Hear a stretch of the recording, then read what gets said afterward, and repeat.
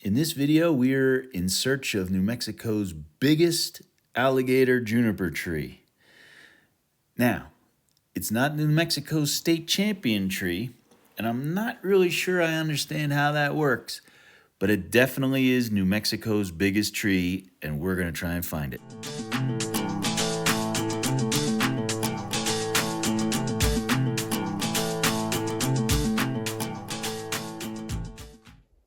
Here's your average alligator juniper. I've put my bike in the shot for scale, but I would say only 25, 30 feet tall. Maybe the crown, the width equals the height. Just a regular average old alligator juniper, but let's compare that one to the big one we're hopefully gonna see. These alligator junipers have very stiff bristles to stand up to the wind. The other interesting thing is they often lose their bark on the top sides of their branches. And that's not because they're dying, it's because the top sides are in the sun more and get a lot more sun. But we can look out and see that that branch is still alive. But it's a water preservation technique by the alligator juniper.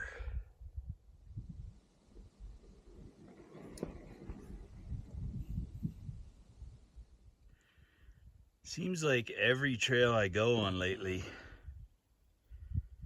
is either burned or has things that are going to kill you.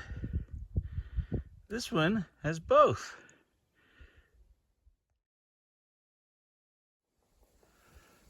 So this is the big tree on the Big Tree Trail.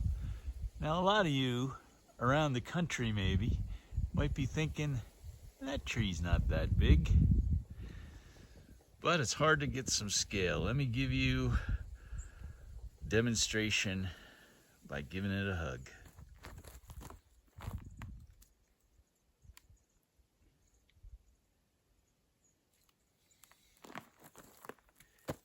It's the weirdest thing I've done today, but they always say hug a tree.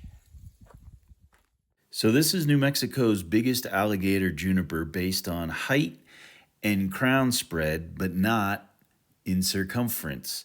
Champion trees are based on a point system, and I guess this one just didn't quite have enough points to be the champion.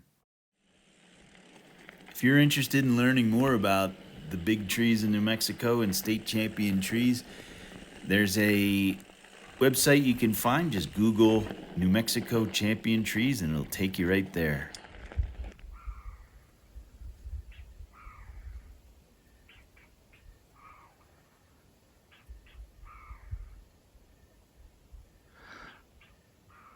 I hope that sound is coming out on the phone. I have no idea what that is.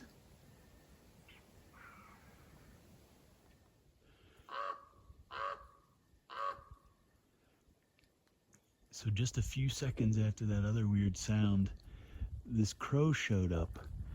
And if I can't identify that other sound, I'm gonna blame the crow. They have their traditional call, which you just heard, but then they also can mimic a lot of other calls. And I think we may have heard the crow mimicking something. I'm not sure I've ever shown this on a video before, but this is a mountain mahogany. And all these curly seeds have a really cool little trick that you can play with them.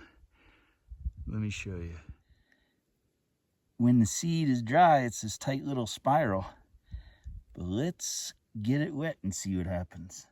This corkscrew effect lets it plant itself in disturbed soils. Gate. I don't like gates, but it is imperative that you close them or actually leave them how you found them, because, you know, recently we had a cow on the property of the Sandia Mountain Natural History Center, and they can cause a fair amount of damage. Tracks, poop, but also ecologically. They spread seeds, cause erosion.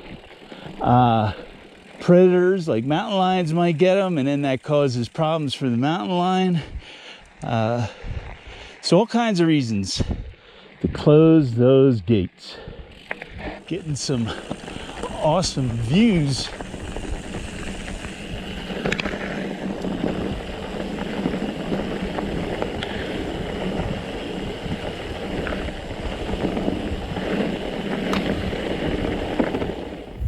One of the things that makes the big juniper so amazing is that it survived, because so much of the wood, especially juniper trees, were cut down for firewood by Fort Bayard, which is only about 2.5 miles away. The other neat thing to consider is that Fort Bayard was in operation starting in 1889 and I think into the 1920s. So this tree was cut down more than 100 years ago and is still here like this. Oh, shoot.